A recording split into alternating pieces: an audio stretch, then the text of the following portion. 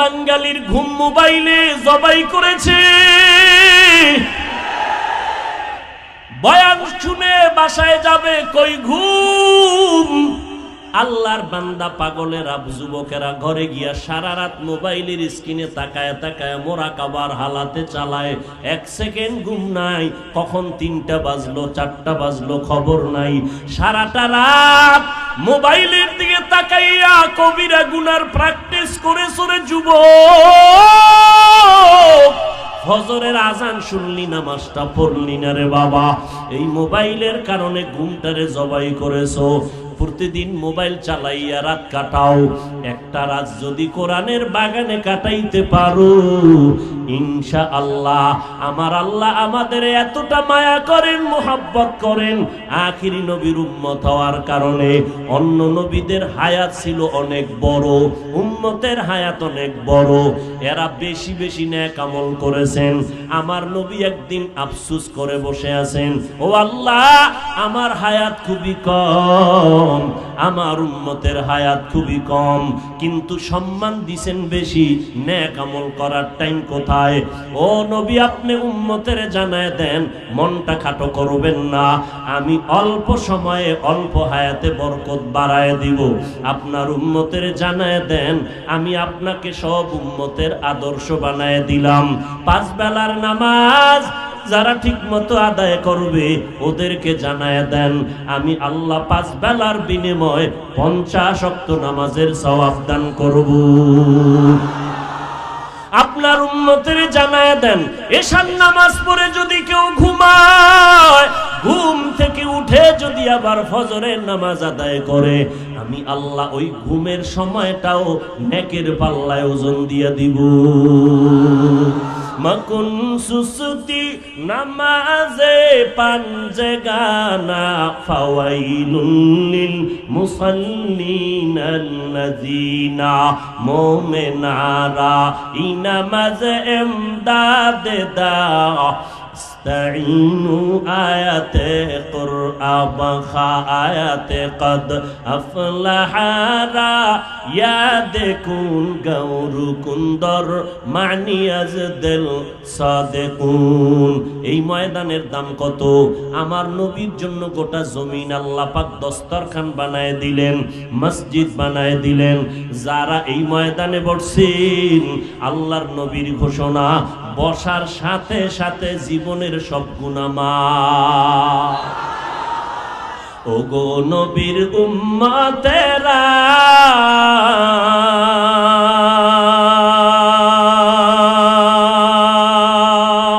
হয়ে আজি দিশাহারা, কোরআন হাদিসের চলো যখন যাহা চায় মনে, নবী বিনে কে তরাবে পুসিরাত মিজানে, নবী বিনে কে তরাবে পুসিরাত মিজানে। ও নবীর উম্মতের দল, আল্লাহ নবীর মুহাব্বতে এত সম্মান আমাদের দান করেছেন। এরে নবীর আশিক, এই জমিনটা আল্লাহ মসজিদ বানায় দিয়েছেন, এই উম্মতের জন্য আল্লাহ এত বরকত দিয়েছেন। ও উম্মতেরা, তোমরা যদি 1 রাতের ইবাদত করো, 1000 মাসের সওয়াব আল্লাহ দান করবেন। ওয়াজের প্যান্ডেলে আসো,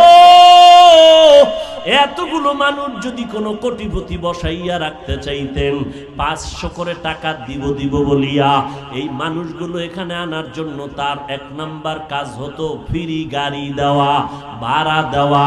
না হয় একজন আল্লাহর বান্দা এখানে হাজির হতো না।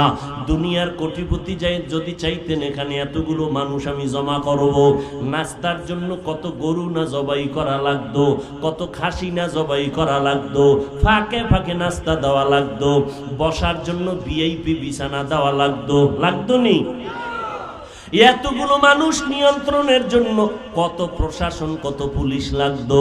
কিন্তু বান্দা আকল দিয়ে একটু চিন্তা করে তাকাও, এতগুলো মানুষ এখানে আসছেন, কাউকে জোর করে আনা হয় নাই, ভাড়াও দেওয়া হয় নাই, বরং অনেকের থেকে টাকা কোরআনের খেদমতের জন্য রেখে দেওয়া হয়েছে, ঠিক নি?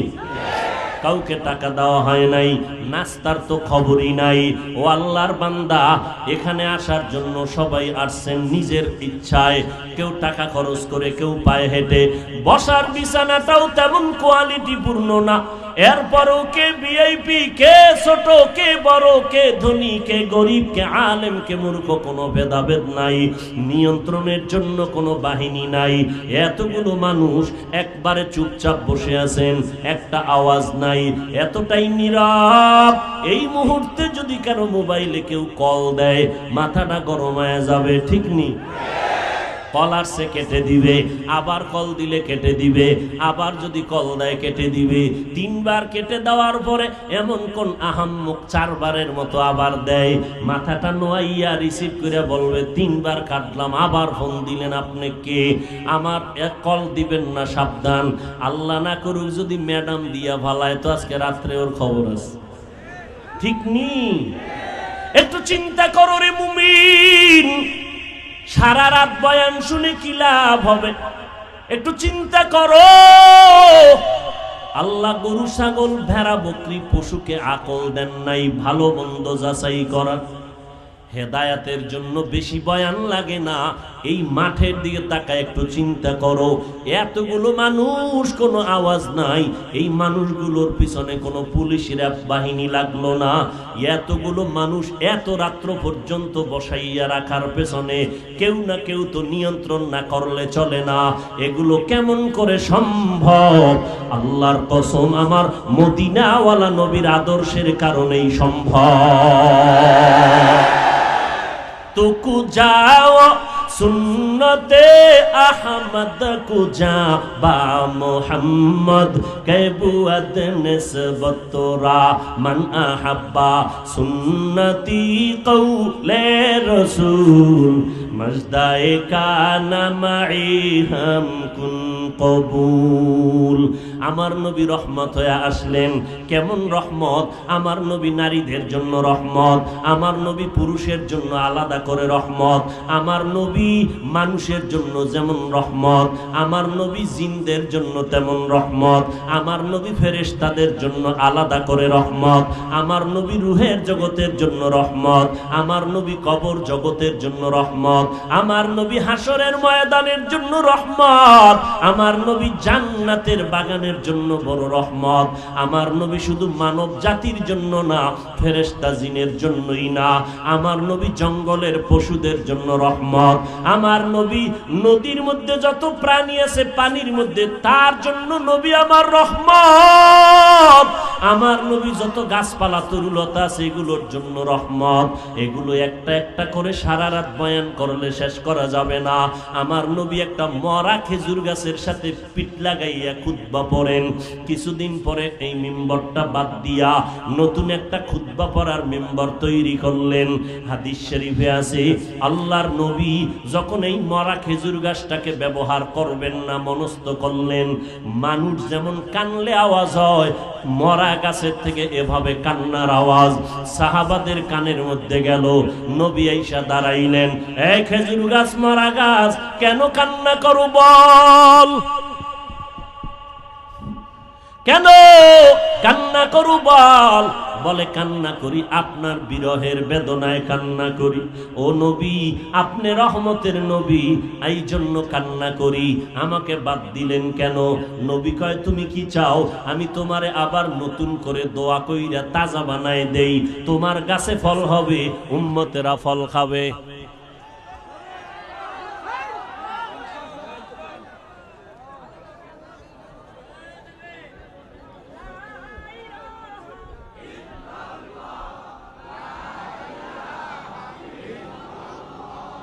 তো বোঝা যায় যে না, আপনাকে দিয়ে কাজ হবে না।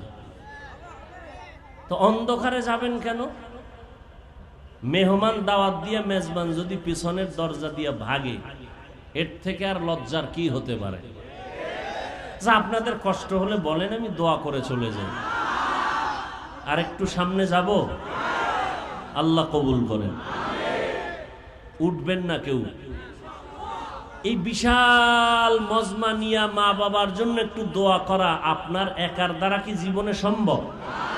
অতএব এই বরকতের মজলিসে দোয়া ছাড়া যাওয়া এটা কপাল পোড়ার পরিচয়। ইনশাআল্লাহ দোয়া করে যাব তো? আল্লাহ সবাইকে কবুল করেন। বুজুর্গ টুজুর্গ যারা আছেন এগো তো আর দোয়া দায়ী লাগে না, কারণ গুনাও নেই দোয়াও নেই। কি গুনাহ ছাড়া একজনও আছেন এখানে? জিন্দেগি তালাশ করলে টুকটাক যা আমল করছেন এর কোনো ভ্যালু নেই। কি যারা এই যে নামাজ টামাজ পড়েন, জিকির টিকির করেন, একজনে দাঁড়ায় কি বলতে পারবেন আপনার নামাজ রোজা জিকির তেলাওয়াত কবুল হয়ে গেছে? তার কোনো গ্যারান্টি পান নাই কেউ। পিসাবরাও দেয় নাই, ঘুমের ঘরেও দেখেন নাই, তো কবুল হওয়ার গ্যারান্টি পান নাই। তো আপনি বাহাদুরি করেন কেমন? যারে আমি তো পাগড়িওয়ালা, টুপিওয়ালা, দাড়িওয়ালা, নামাজি, পর্দা করি, হালাল। আরে আপনার পর্দার আমলটা কবুল হওয়ার গ্যারান্টি নেই, আপনি এটার উপরে এতটা জোর দেন কিভাবে? তাহলে সাহাবায়ে কেরাম যারা কবুলের গ্যারান্টি পাইছেন, আবু বকর, ওমর, ওসমান, আলী, এরা তাদের জিন্দেগির আমল কবুলের কি পাইছেন? গ্যারান্টি, জান্নাতের টিকিট পেয়ে গেছেন। এরপরেও তাদের হালাত কান্না কান্না কান্না কান্না। আর এখন কান্না নাই, কপাল পোড়া, এমন পোড়া পড়লো নিজেও কাঁদে না, অন্যের কান্নাও সইতে পারে না।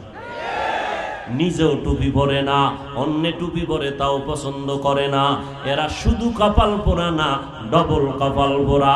নিজেও জিকিরি করে না, অন্য জিকিরি করে পছন্দ করে না। নিজেও পাগড়ি পরে না, অন্য পাগড়ি পরে পছন্দ করে না। নিজেও হালাল খায় না, অন্য হালাল খাবে তাও পছন্দ করে না। এরা শুধু কপাল পোড়া না, ডবল কপাল পোড়া। নিজেও মোনাজাতে কান্না করে না, অন্যেরা কান্না করে তাও পছন্দ করে না। এরকম ডবল কপাল পোড়া সমাজে আছে না নাই? এরে নবীর আশিক উম্মতের দল, মায়ার নবী মরা খেজুর গাছকে বললেন, কি চাও তুমি তোমার গায়ে? আবার ফল হবে, উম্মতেরা খায়া দোয়া করবে, চাও? কয় না চাই না, তো কি চাও? খেজুর গাছ নবীর সাথে কথা বলতেছেন, পারেনি কথা বলতে, বিশ্বাস আসেনি। কার কুদরত? আমার মাওলা পাকের কুদরত। অসম্ভবকে সম্ভব করেন আমার আল্লাহ। দুধের বাচ্চা কথা বলতে পারেন না, আমার মাওলার কুদরতে পারেনি। আমার মাওলার কুদরতে যদি অসম্ভব কখনো সম্ভব হয়, নবীদের বেলায় হলে এটার নাম মুআজিজা, ওলি আউলিয়াদের বেলায় হলে এটার নাম কারামত। মুআজিজা যেমন সত্য, আউলিয়ায়ে কেরামের কারামত তেমন সত্য। যদি বান্দা অবিশ্বাস করো, তাহলে আমার মাওলার কুদরতের সাথে বেয়াদবি হবে। আমার মাওলার কুদরত মরা গেছে কথা কয়, ডাক দিয়ে কয়, রহমতের নবী, আমাকে আপনি এখানে দাফন করে দিবেন, হাসরের ময়দানে আমি আপনার সাথে জান্নাতে থাকব। নবী দাফন করে দিলেন মরা খেজুর গাছ। ওই জায়গায় আজও রসুল যেখানে দাঁড়াইয়া খুতবা পড়তেন, ওই জায়গায় মদিনাতুল মুনাওয়ারার খতিব সাহেবরা ঈদের খুতবা, জুমার খুতবা ওখানেই দেন। ইমামতি একটু সামনে গিয়া করেন। এর পাশে একটা পাথরের পিলার, ওই গাছ বরাবর, ওই পিলারের উপরে ঘুরাইয়া আরবিতে লেখা সতুনে উস্তুনে হান্নানা। এই খুঁটিটা হলো উস্তুনে হান্নানার খুঁটি। এই মরা গাছ, এটার নিচে যদি খোদো, নিচে গিয়া সেই মরা খেজুর গাছ পাইবা। আমার নবীকে গাছ চিনল, মানুষ হইয়া সেই নবীরে চিনলা না। যদি চিন্তা, বেঈমানের পা চাটা গোলাম হইয়া চুল কাটিয়া বান্দর আর ইন্দুর হইতে পারতা না। তুকু যাও সুন্নতে আহমদ কুজা বা মুহাম্মদ কাইবুয়াদ নিসবত তোরা। ও আল্লাহর বান্দারা, তাবলীগওয়ালারা পাও ধরে ধরে বয়ান করে, আল্লাহওয়ালা পীর মাশায়েখরা পাও ধরে ধরে বয়ান করে, উলামায়ে কেরাম দিন নাই রাত নাই বয়ান করে। রহমতের নবীর মালা গলায় লাগাও। আজকে তুমি মনে মনে বলতেছো টুপি মাথায় দিলে মাথাটা গরম হয়ে যায়, পারি না রে ভাই।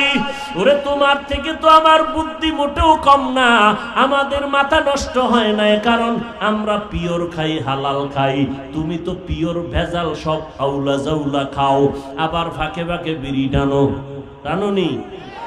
মদের বোতল, গাঞ্জা, আবার কত তুমি নেশা পান করো। মাথা খারাপ তোমাদের হতে পারে, কোরআনওয়ালার মাথা খারাপ হতে পারে না। মাথা টুপি দিলাম কই, এই চিন্তা তো করলাম, তারপরও তো টুপি ফালাইলাম না। দাড়ি রাখলে যৌবনের ভাব চলে যায়। তুমি বুঝছো বাবা, আমরাও কম বুঝি নাই, এরপরও কেন দাড়ি ফালাই না? লম্বা জামাটা গায়ে দিলে কত গরম লাগে, তুমি বুঝছো, আমরা বুঝি নাই ব্যাপারটা এমন না, এরপরও কখনো জামাটা ফালাই নাই। আমি মাঝে মাঝে এভাবে উদাহরণ দেই। এখন তোমাদের বাবা ও যুবকেরা ভালো করে শুনো, তোমারে যদি এখন জিকিরে লাগাইয়া আমি স্টেজের পিছনে যাইয়া 5 মিনিট পরে এসে আবার বয়ানে বসি, কণ্ঠ ঠিক আছে, বয়ান ঠিক আছে, শুধু লেবাসটা পাল্টাইয়া প্যান্ট শার্ট টাইয়ার মাথায় ক্যাপ লাগাইয়া বসবো, একটা মুসলমান এখানে থাকবে না। যারা প্যান্ট শার্ট টাইয়ের গোলাম তারাও বলবে এই ব্যক্তির বয়ান শুনে কোনো লাভ হবে না। আকলকে জিজ্ঞাসা করো, মদিনার পোশাকের দাম কত একটু জিজ্ঞাসা করে না। মদিনার পোশাকটার দাম কত চিন্তা করো। আমি প্যান্ট শার্ট টাই পরে যদি বয়ানে বসি, কেউ বয়ানে থাকবে না, সবাই বাসায় গিয়া বলবে অমুকের নাম শুনছো নি, সে ধ্বংস হয়ে গেছে, ঠিক নি? চিন্তা করো বাবা, মদিনার পোশাকের মূল্য কত। কিন্তু তোমারে তো কোনোদিন আমরা গালি দেই নাই, এই কথা তো কোনো আলেমরা বলে নাই 5 কুল্লি মাথায় না দিলে গুনাহ হবে। কেউ বলে নাই ও স্কুলে পড়ুয়া ছাত্র, স্কুল কলেজ ছেড়ে দিয়া নবীর আদর্শের মালা গলায় লাগাইয়া মাদ্রাসায় যাও, কেউ বলে নাই। অন্তত আমি বলবো না, তোমারে সাহস দিয়া যাব আজ, এই স্কুল কলেজের ছেলে মেয়েরা স্কুল জীবনে ছাড়বা না, কলেজের লেখাপড়া বন্ধ করবা না। আলেম হইয়া আমাদের মাদ্রাসায় তোমার বীর জমানের দরকার নাই, আমাদের মাদ্রাসায় আলেম ওলামার অভাব নাই। আমার সোনার বাংলাদেশে এখন বেশি বেশি অভাব হলো আদর্শ ডাক্তার নাই, আদর্শ ইঞ্জিনিয়ারের অভাব, আদর্শ সাংবাদিকের অভাব, আদর্শ বান্দা বড় দরকার। তুমি স্কুল কলেজে পড়িয়া শুধু ডাক্তার হইও না, আদর্শ ডাক্তার হইও। তোমার ব্যবহারে যেন রুগীটা অর্ধেক সুস্থ হয়ে যায়, এমন ব্যবহার করবা না যে রুগী, সুস্থ রুগীও যেন জায়গায় হাত ফেল করে ফেলে, এমন ব্যবহার দিও না রে বাবা। আদর্শ ডাক্তার দরকার, আদর্শ ইঞ্জিনিয়ার দরকার। ও আল্লাহর বান্দারা, ওখানে থাইকেই তুমি নবীর তরিকা মতো চলো। মনে মনে প্রশ্ন করবা, হাফিজ ভাই এটা কেমন করে সম্ভব? ডানে বামে একটু চোখটা ঘুরাইয়া খেয়াল করো, তোমার মতো যুবক স্কুল কলেজে লেখাপড়া করিয়াও 5 বেলার নামাজ ঠিক মতো পড়ে, তুমি জবাব দাও আছে না নাই? বিবেকটাকে জিজ্ঞাসা করো, তুমি কেন পারবা না? তোমার মতো যুবক র্যাব আর্মি পুলিশ বিডিআরের চাকরি করে 5 ওয়াক্ত নামাজির অভাব নাই, তুমি কেন পারো না রে বাবা? তোমার পায়ে হাত রেখে জিজ্ঞাসা করি, একটু চিন্তা করে জবাব দাও। তোমার মতো বান্দা রাস্তায় গাড়ি চালায় 5 বেলার নামাজ পড়ে, তুমি কেন পারো না? তোমার মতো বান্দা জীবনে মাদ্রাসায় পড়ে নাই, জেনারেল লাইনে পড়ুয়া, তাকায় দেখো চাকরি করে ব্যবসা করে হালাল খায়, নামাজ ছাড়ে না, তুমি কেন পারো না? তোমার মতো বান্দা নদীর মধ্যে মাছ ধরিয়া নৌকায় নামাজ পড়ে, নামাজ ছাড়ে না, তুমি কেন পারবা না রে বাবা? মনে মনে কি ভাবছো হুজুরদের কথা মিথ্যা? মনে মনে কি ভাবছো কোরআন মিথ্যা, হাদিস মিথ্যা? শুরুতেই বলেছি একটা ভুল পারলে বের করে দাও, এখন দাড়ি কেটে ফেলবো, এখন জামা ফালাইয়া প্যান্ট শার্ট টাই লাগায় নাচ গান করবো। তুমি কেন? 1500 বছর পর্যন্ত কেউ পারে নাই, কিয়ামত পর্যন্ত কেউ পারবে না। কোরআন হেফাজতের জিম্মা নিয়েছেন আমার আল্লাহ। এরে নবীর উম্মত, কোরআন এমন সত্য, যার কাছে আল্লাহ কোরআন দিলেন সে আমার মায়ার নবী। কেমন নবী জানো না? যেই নবীর 63 বছর হায়াতে একটা মিথ্যা কথা বলেন নাই, কাউকে গালি দেন নাই, চোখ গরম করে তাকান নাই। একজন নেতার নাম বলো যে মিথ্যা বলে না, বলো। ওয়ামা আরসালনাকা ইল্লা রাহমাতাল লিল আলামিন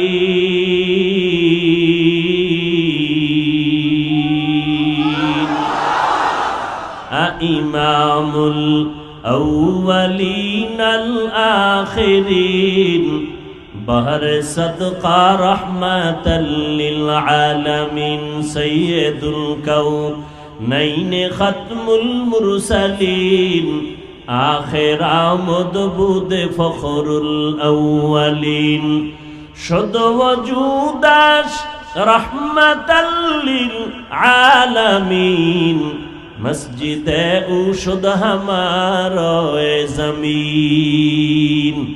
आधा मिनिट একটা কথা বলিয়েই নেই। অনেকে বলে আপনি চলে গেলে মোনাজাতের পরে হতে পারে কালকে কেউ বলবে হাফিজ সাহেব বয়ান করে গেল, নাকি তোমার হুজুর গীবত শিকায়াত করে গেল। তুমি কি জানোনি গীবত করা হারাম? আপনার মাথা গরম হয়ে যাবে। আসলেই তো গীবত করা হারাম। আমগো হুজুরে এইসব বয়ান না কইরা শুধু গীবত কইরা গেল। ভালো করে জেনে নাও, আল্লাহ তাআলা গীবত ব্যাপারে একটা সূরা নাজিল করলেন, ওয়াইলুল লিকুল্লি হুমাযাতিল লুমাযা। আল্লাহ ওয়াইল নামক জাহান্নাম বানাইছেন যারা গীবত শিকায়াত করে তাদের জন্য। নিকৃষ্ট জাহান্নামের নাম ওয়াইল নামক জাহান্নাম। এই সূরার ব্যাখ্যা যদি পড়েন, সেই ব্যাখ্যায় গিয়া পাবেন 4 কারণে গীবত করা ওয়াজিব, না করলে গুনাহ হবে। এর মধ্যে একটা কারণ হলো ইসলামের ব্যানার লাগাইয়া যারা নবীর উম্মতের ধোঁকা দিবে। আহলে হক আলেমদের দায়িত্ব ওই সমস্ত মুখোশধারী ভণ্ডদের বিরুদ্ধে উম্মতের সজাগ করা। এটা গীবত হলো সওয়াবের কাজ। এবার আমাকে একটু জবাব দেন, আমার নবীর যুগে ভণ্ড বাতিল ছিল নি? নবী বাতিলের বিরোধিতা করছেননি?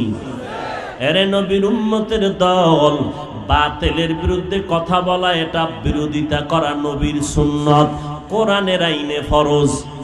কোরআনের আইনে কি? আমগো আর নবী আসবেন না। আল্লাহ আমাদেরকে নবীদের দায়িত্ব দিয়া আল্লাহর নবী বলেন ঈসা নবী আর জমিনে আসবেন না নতুন ভাবে নবুয়ত নিয়া। হ্যাঁ আসবেন, তার মরণের কাজটা বাকি আছে কমপ্লিটের জন্য। কিন্তু ভালো করে শুনো, এই জমিনে নূহ নবী আসিয়া উম্মতের আর কখনো দাওয়াত দিবেন না। মুসা নবী জমিনের মধ্যে আসবেন না।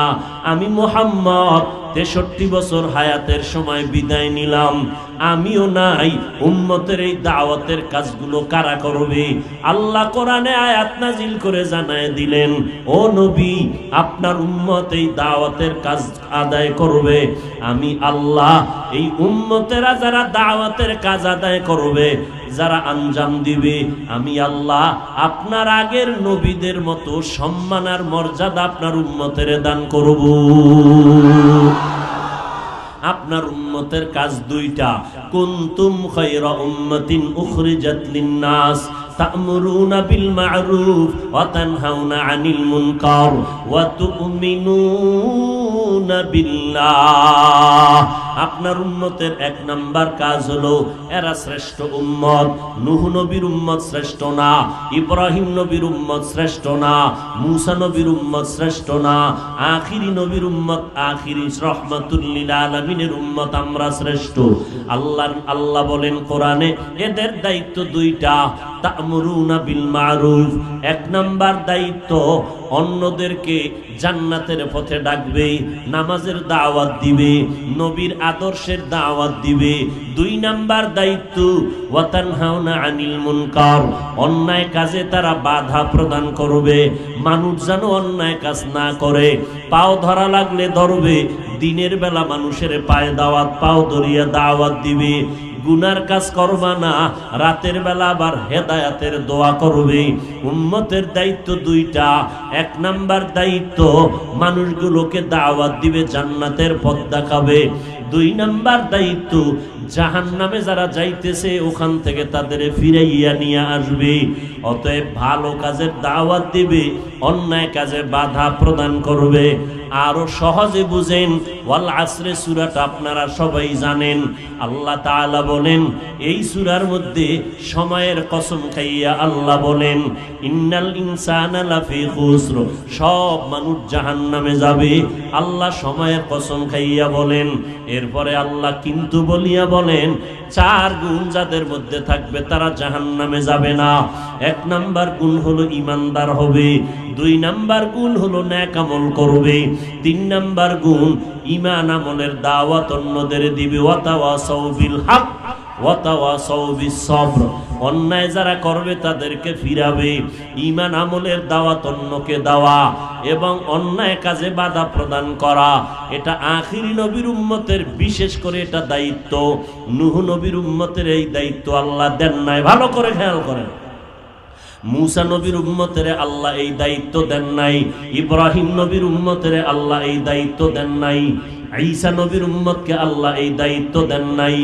অন্য মানুষকে দ্বীনের পথে ডাকো, মানুষের নামাজের দাওয়াত দাও, সালাম দাও, মানুষের ভালো সুন্দর কথা দিয়া দ্বীনের পথে ডাকো, জান্নাতের পথ দেখাও। মন্দিরের দরজা খোলা, মসজিদের দরজা খোলা। মন্দিরে ঢুকারও স্বাধীনতা আল্লাহ দিয়েছেন, কারণ পরীক্ষার হল। কে প্রশ্নের উত্তর ভালো লাগবে, কে খারাপ লাগবে, স্বাধীনতা আছে, বাধা দেওয়ার অধিকার নাই। দুনিয়াটা মুমিনের পরীক্ষার হল। মন চাইলে মন্দিরেও যাইতে পারো, বাধা নাই। মন চাইলে মসজিদের বারান্দায় যাও, কোনো নিষেধ নাই। তবে হুজুরেরা কি করবে? মুহাম্মদের উম্মতের দায়িত্ব হলো মন্দিরে গেলে কি ক্ষতি হবে, মসজিদে গেলে কি লাভ হবে, উম্মতের বুঝাইতে থাকো, এটাই তোমার দায়িত্ব। কানে ধইরা কাউকে মসজিদে ঢুকাবার অধিকার তোমাকে দেওয়া হয় নাই। লা ইকরাহা ফিদ্দীন, ধর্ম নিয়ে জোর জবরদস্তি করার কোনো অনুমতি নাই। বান্দা মনে চাইলে নামাজ পড়বে, না চাইলে নাই। কিন্তু নামাজ পড়লে কি লাভ হবে বুঝাও, না পড়লে কি ক্ষতি হবে এটা বুঝাও। এই দায়িত্বটা নূহ নবীর ছিল, এই দায়িত্ব ইব্রাহিম নবীর ছিল। আমার নবীর পরে কোনো নবী আসবেন না। আল্লাহ এই দায়িত্ব আখিরি নবীর উম্মতের দান করছেন। এই জন্য এই উম্মত অন্য নবীদের মতোই সম্মান। हकीकत से तू दुनिया बेखबर है, दुनिया की नुमाइश पर नजर है। नमी गुयम के अज दुनिया जुदा बश, बहर कारे के बाशी बा खुदा बा। पर्दार বিরোধিতা করে তারা হক না বাতিল? এ জোরে কোন? যারা মাদ্রাসার বিরোধিতা করবে তারা হক না বাতিল? যারা ওলিয়া উলিয়ার বিরোধিতা করবে তারা হক না বাতিল? আল্লাহর কসম, একবার না দুইবার না তিনবার আমি কসম করে বলে গেলাম। ও দুনিয়ার মানুষ ভালো করে রেকর্ড করো, লিখে রাখো। আল্লাহর কসম একবার, আল্লাহর কসম দুইবার, আল্লাহর কসম তিনবার। ওয়াল্লাহি বিল্লাহি তাল্লাহি, এই জমিনের মধ্যে যারা বলে আমরা ওলি মানি না, আউলিয়া মানি না, আল্লাহর কসম করে বলে গেলাম এরা কোরআন মানে না, বুখারী শরীফও মানে না। इल्मे राए जाजु करदन बेहिसाब, खल्क़े रादादन जवाबे बासवाब। हक न दारत दोस्ते खल्क़ा ज़ारे राह, निस्ते ई खसलते एके दिन दारे राह। যারা মাদ্রাসার বিরোধিতা করে, ওলিয়া উলিয়ার বিরোধিতা করে, এবার বলেন তারা হক না বাতিল? সবাই একমত? যারা বলে ওলি মানি না তারা বুখারী শরীফ মানে না, যারা বলে আমরা আউলিয়া মানি না তারা কোরআন শরীফ মানে না, যারা কোরআন বুখারী মানে না তারা হক না বাতিল? যারা সাহাবায়ে কেরামের বিরোধিতা করে, আবু বকরের বিরোধিতা করে, ওসমান রাদিয়াল্লাহু আনহুর বিরোধিতা করে, বলো জাতি এরা হক না বাতিল?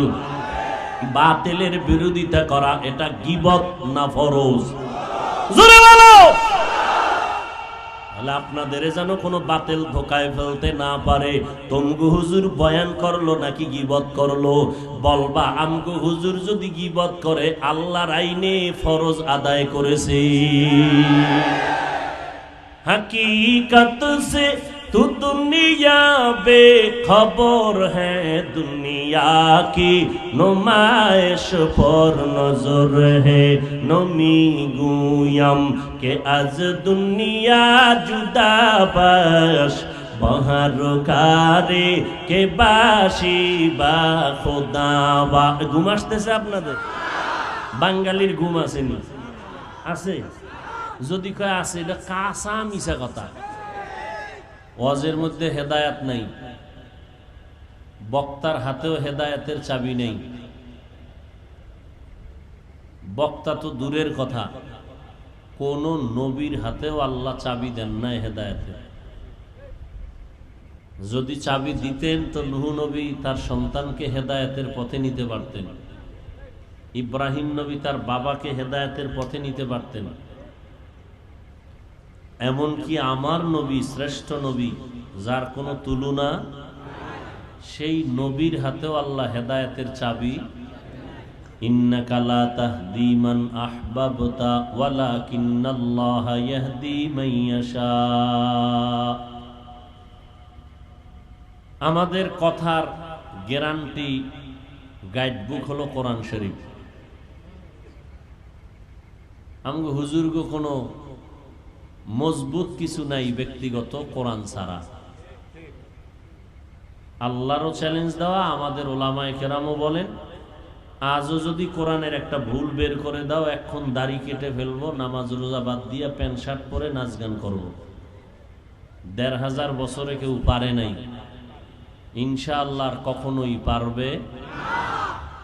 বরং বহু পণ্ডিত বিধর্মীরা কোরআনের ভুল বের করতে গিয়ে কালেমা পড়েছে। রসুল নাই, জীবন্ত প্র্যাকটিক্যাল কোরআন শরীফ আমাদের কাছে নাই, কিন্তু থিওরিক্যাল কোরআন আমাদের কাছে আছে। ওয়ামা আরসালনাকা ইল্লা রাহমাতাল লিল আলামিন। আল্লাহ বলেন, হে রাসূল করিম সাল্লাল্লাহু আলাইহি ওয়াসাল্লাম, আমি আপনাকে জমিনে প্রেরণ করি নাই, হ্যাঁ করেছি জগৎসমূহের রহমত হিসেবে। গোটা জগতের জন্য রহমত। জগৎ সমূহ, রুহের জগৎ, দুনিয়ার জগৎ, কবর জগৎ, হাসর জগৎ, জগৎ বলতে যা হতে পারে সব জগতের জন্য আমার নবী রহমত। নবীজি এক হাদিস বলেছেন, মাইয়ুরিদিল্লাহু বিহি খাইরান ইউফাক্কিহু ফিদ্দীন। আল্লাহ যাকে বেশি পছন্দ করেন তাকে আল্লাহ হেদায়াতের দৌলত দান করেন, তাফাক্কুহ ফিদ্দীনের মাকাম দান করেন। হেদায়াত বড় এক দৌলত, যার মূল্য দেওয়ার ক্ষমতা পৃথিবীর কারো হাতে নেই। বড় দামি এক জিনিস। তো আপনারা কষ্ট করে আসছেন, আগামীকালও আসবেন ইনশাআল্লাহ। আমাদের বাংলাদেশের মানুষ গড়ার কারিগর, হাজারো লাখো কোটি মানুষের কলিজার টুকরা হযরত পীর সাহেব হুজুর চরমনাই আগামীকাল আসবেন। আল্লাহ পাক কালকের মাহফিলকেও ভরপুর কামিয়াবি দান করেন। সবাই অন্যদেরও দাওয়াত দিয়ে নিয়ে আসবেন ইনশাআল্লাহ, আল্লাহ কবুল করেন।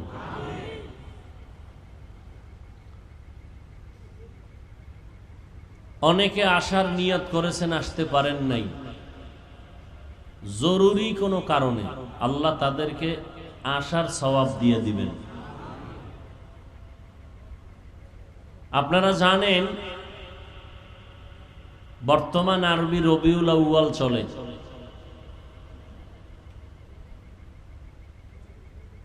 রসুলের কিছু আশেকরা কঠিন মিছিল করেছে এই মাসে। স্লোগান ছিল বিশ্ব নবীর আগমন, শুভেচ্ছা, স্বাগতম।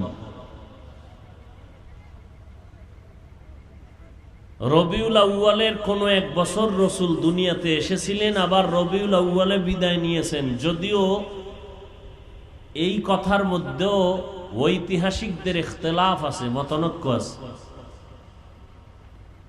আশাটাকে রসুলের জমিনে মিলাদুন নবী বলা হয়, রসুলের আবার চলে যাওয়াটাকে ওয়াফাতুন নবী বলা হয়। নবী রবিউল আউয়ালে আসলেন, রবিউল আউয়ালে চলে গেলেন, মধ্যখানে সময় ব্যয় হলো 63 বছর। আশাটা মিলাদুন নবী, যাওয়াটা ওয়াফাতুন নবী, পুরা জিন্দেগি হলো সিরাতুন নবী। আর একটা নাম উচ্চারণ হয় আমাদের সমাজে, দাওয়াতুন নবী। মূলত রসুলের পুরা জিন্দেগি দাওয়াতের কাজ চলছে, জিহাদের মাধ্যমে হোক, তালিমের মাধ্যমে হোক, জিকিরের মাধ্যমে হোক, তাবলিগের মাধ্যমে হোক, পীর মাশায়েখের মাধ্যমে হোক। আল্লাহ পাক আমার রসুলকে 4 দায়িত্ব দিয়া দুনিয়াতে পাঠাইছেন। কয় দায়িত্ব? 1 নাম্বার কোরআনের তেলাওয়াত, 2 নাম্বার কোরআনের ব্যাখ্যা, 3 নাম্বার ব্যাখ্যা মতে আমল, 4 নাম্বার কলবের পরিশুদ্ধতা। এই দোয়া করেছিলেন মুসলিম মিল্লাতের পিতা ইব্রাহিম নবী। আল্লাহ বলেন, আমি উম্মি নবী পাঠাইলাম, যাকে 4 দায়িত্ব দিলাম, 4 দায়িত্ব দিয়া উম্মতকে জান্নাতমুখী করবেন। 1 দায়িত্ব কোরআনের তেলাওয়াত, উম্মতের সামনে করবেন, শিখাবেন। 2 দায়িত্ব মানুষের অন্তরকে গুনাহমুক্ত করবেন।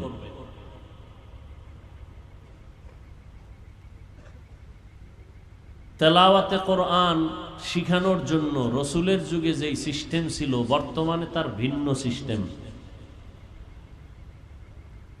আমরা ওই কোরআন বুঝার জন্য 16 বছর, কেউ 20 বছর আটার রুটি খাইয়া, ডাউলের পানি খেয়ে মাদ্রাসায় পড়েছি, এখনো পড়তেছেন।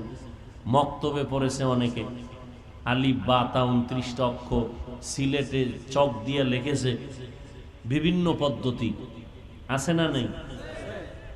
নুরানি পদ্ধতি, কিরাআতুল কোরআন পদ্ধতি, বিভিন্ন ভাবে। বাংলাদেশে যত আলেম ওলামারা আছেন, আজও পর্যন্ত বাংলাদেশে বলে নাই কোরআন তেলাওয়াত শিখানোর জন্য রসুলের যুগে মাদ্রাসা ছিল না, এই মাদ্রাসা বেদাত, কেউ বলে নাই। রসুলের যুগে এইরকম নুরানি কায়দা, লাল কায়দা, আমপারা ছিল না, এখন যে চালু করছে এটা বেদাত, এ কথা কোনো আলেম, খুব খেয়াল করবেন, আমি 5 মিনিটে কথাটা বলবো। বছরে 3টা পরীক্ষা দেওয়া লাগবে, রসুলের যুগে এই সিস্টেম ছিল না, এই সিস্টেম চালু করছেন আপনারা, এটা বেদাত, কেউ বলে নাই। চক কিনা সিলেটের মধ্যে আলিফ বা তা চিৎকার দিয়া পড়া, এই সিস্টেম রসুলের যুগে ছিল না, নতুন ভাবে চালু হয়েছে, বেদাত। কোন আলেম, এই মিয়া মেডিসিন মনে রাখবেন, কোন আলেম বলে নাই। আল্লাহ কইছে কোরআন তেলাওয়াত রসুলের প্রথম দায়িত্ব। আলেমরা নবীর যুগে এগুলো ছিল না, সাহাবায়ে কেরাম এগুলো করেন নাই। নতুন নতুন নুরানি পদ্ধতি, কেরাতুল কোরআন পদ্ধতি, তালিমুল কোরআন পদ্ধতি, নৈশ পদ্ধতি, এইভাবে 8টা ক্লাসের মাধ্যমে, চক সিলেটের মাধ্যমে, এই যে নতুন নতুন কিছু সিস্টেম।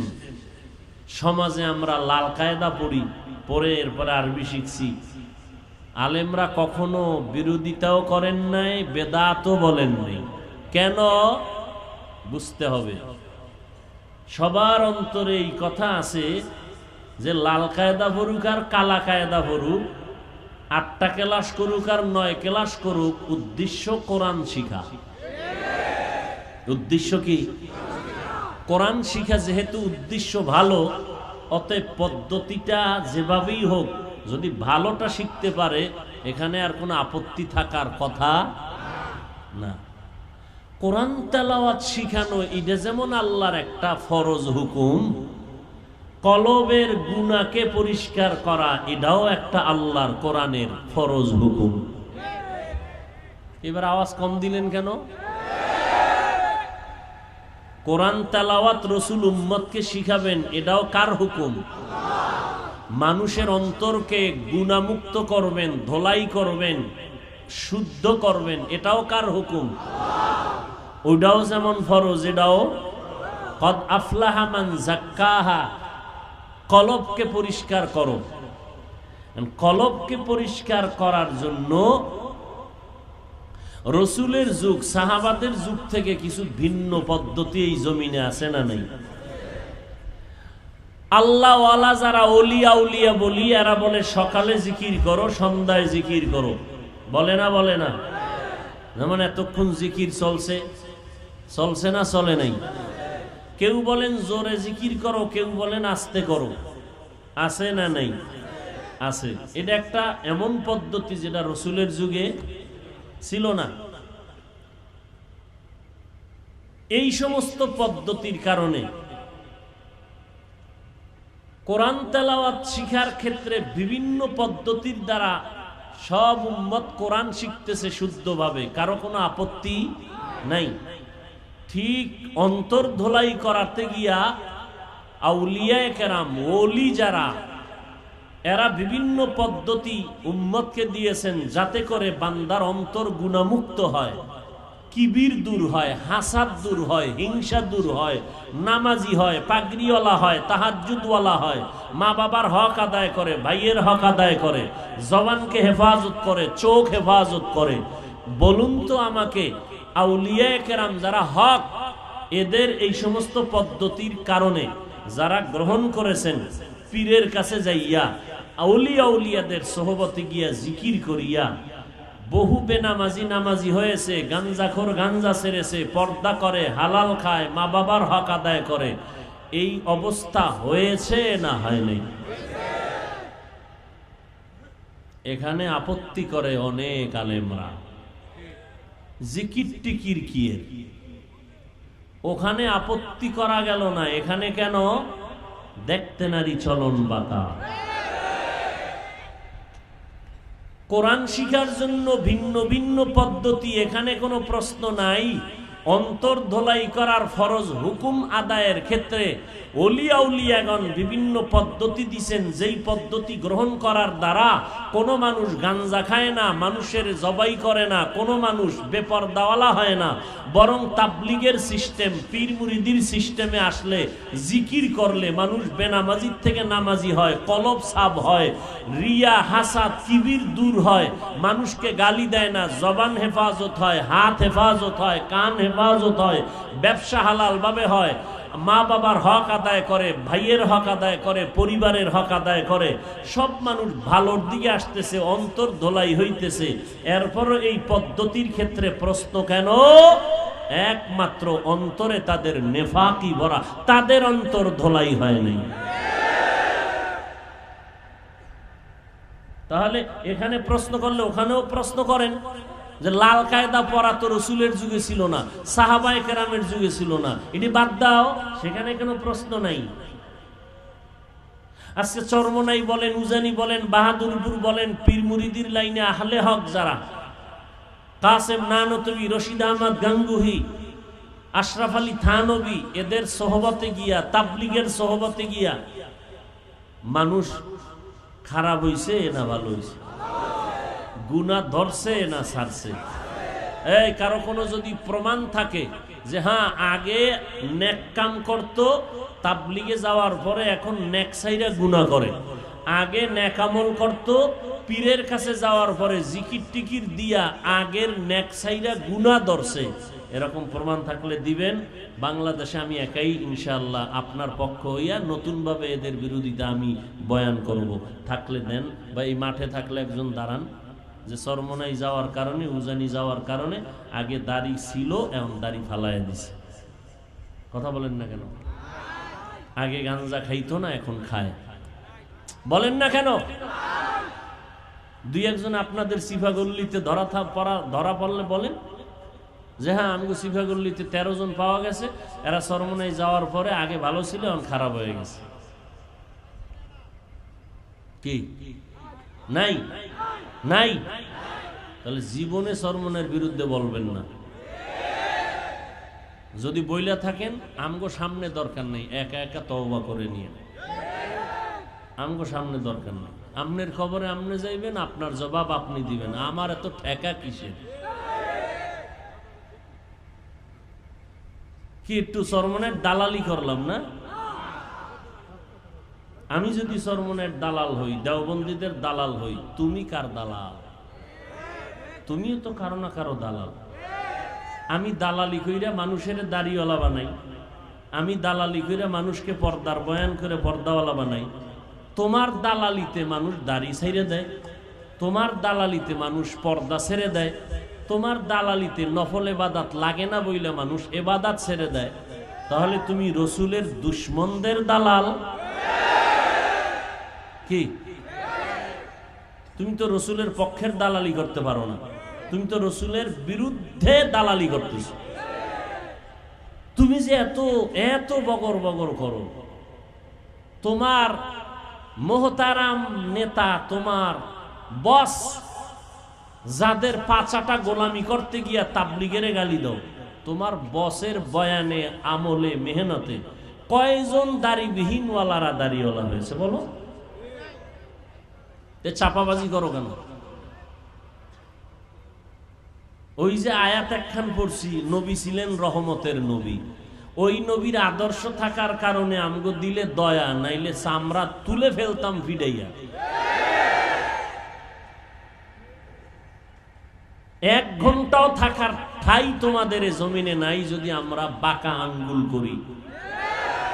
কিন্তু আমরা আঙ্গুল বাঁকা করি না, সালাম দেই, গালি দেওয়ার জবাবে আমরা সালাম দেই, কাউকে গালির জবাবও দেই না।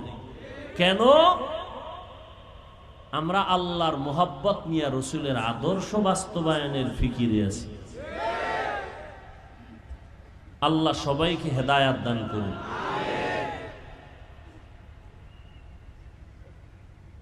চরমনেওয়ালারা কি বলেন যে চরমনের জিকির বা চরমনের কাছে মুরিদ না হইলে জাহান্নামে যাবে।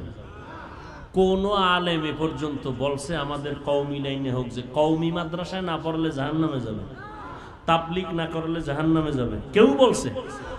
পাঁচকল্লি টুপি মাথায় না দিলে জাহান্নামে যাবে কেউ বলেছে? ইনি এত অ্যালার্জি কেন? পীরের নামে কত জায়গায় ভণ্ডামি চলে না? এদের ব্যাপারে কোনো আওয়াজ নাই, হজরতদের কোনো আওয়াজ নাই। কত পীর সাহেবের দরবার আছে, হেন গেলে মানুষ বিড়ি খাওয়ার থেকে গাঞ্জাখোর হয়ে যায়, নাই?